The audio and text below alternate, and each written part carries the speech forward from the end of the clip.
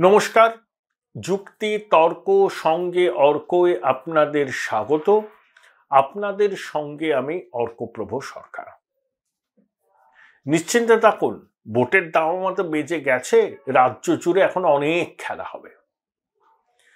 হবে। গানটা লিখে যে লাইমলাইটে চলে এসেছিল সেই দেবাংশু প্রার্থী হয়েছে, সে বলছে সেও খেলবে, কিন্তু রাজ্য জুড়ে খেলা হবে।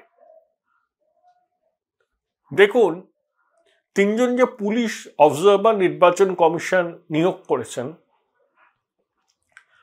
কুচবিহার, আলিপুরদুয়ার, জলপাইগুড়ির জন্য, তারা বাঘা অফিসার, কেউ ডিজি পদমর্যাদার, কেউ আইজি পদমর্যাদার।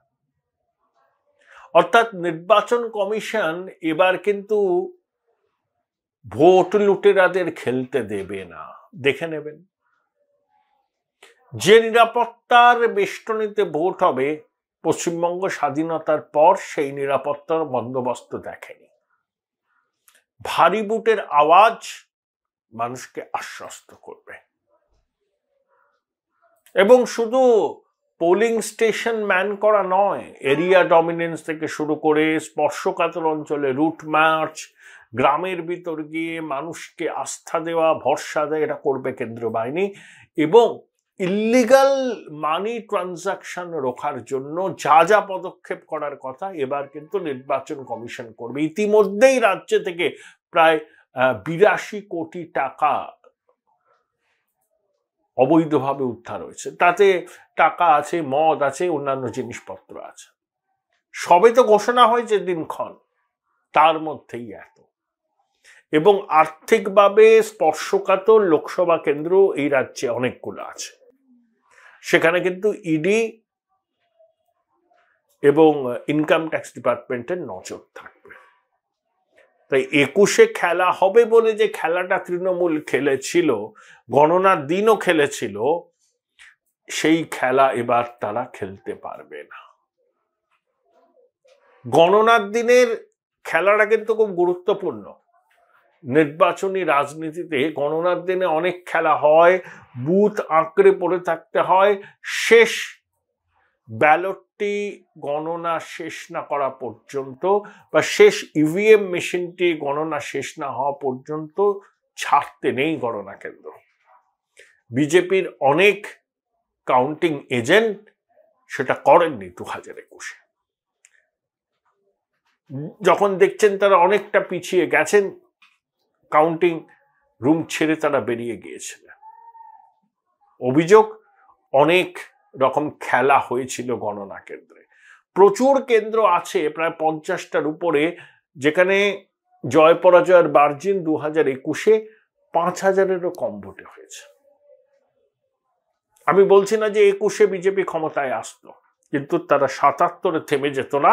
তারা 110-15টার কাছাকাছি আসন পেয়ে আরো ভালো জায়গায় থাকতে পারত, এবং সরকারের উপর তাদের চাপ আরো বাড়ত। সেটা হয়নি। তার দায় বিজেপির সংগঠনের নেতাদের নিতে হবে, কারণ সবকিছু হাওয়ায় হয় না। যদি 21-এর থেকে তাদের সংগঠন এখন অনেক মজবুত, বিজেপির অনেক কর্মীদের মধ্যে একটা মরিয়া মনোভাব দেখতে পাচ্ছি।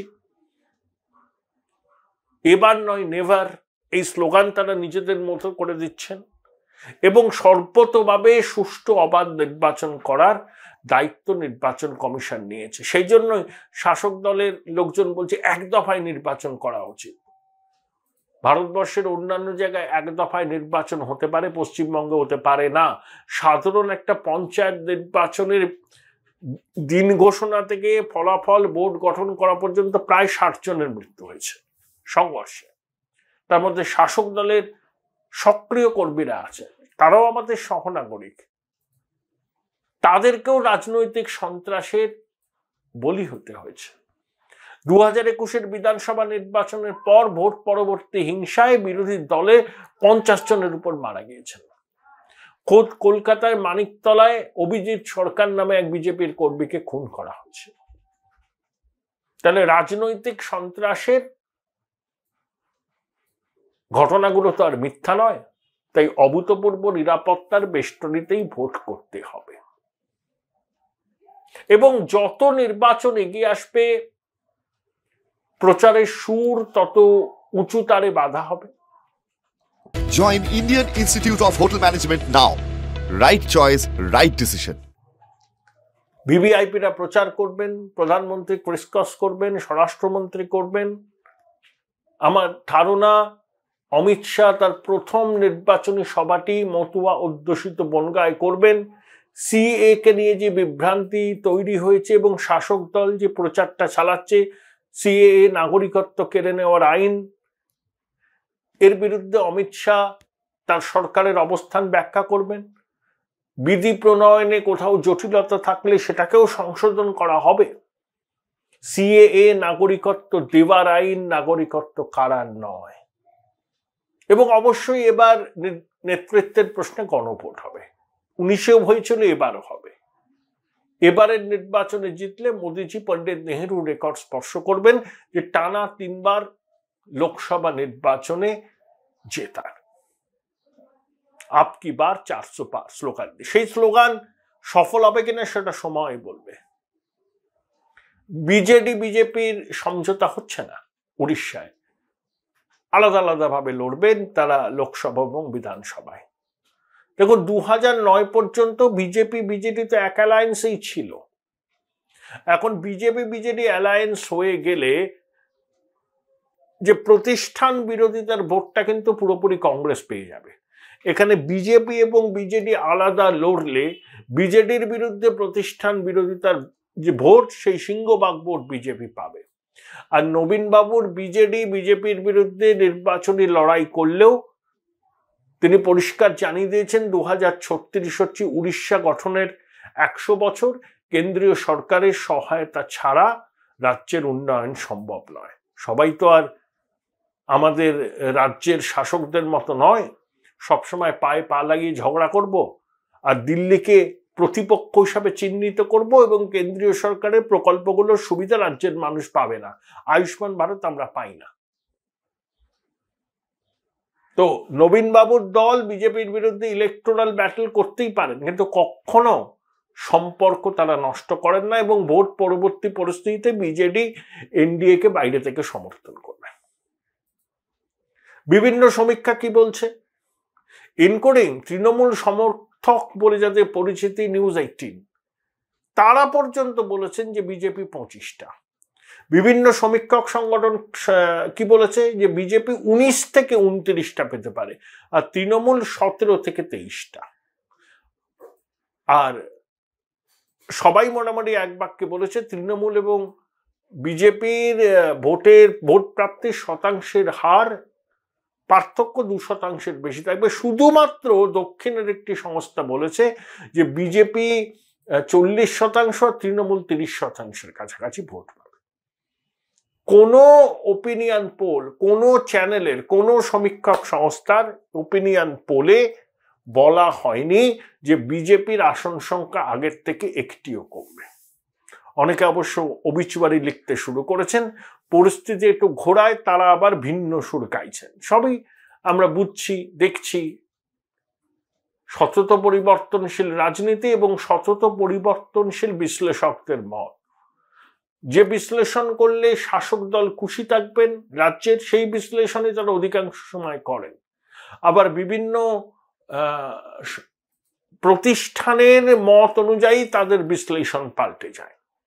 যাই হোক, সেটা তাদের ব্যক্তি স্বাধীনতা, এ সম্পর্কে আমার বলার উচিত নয়।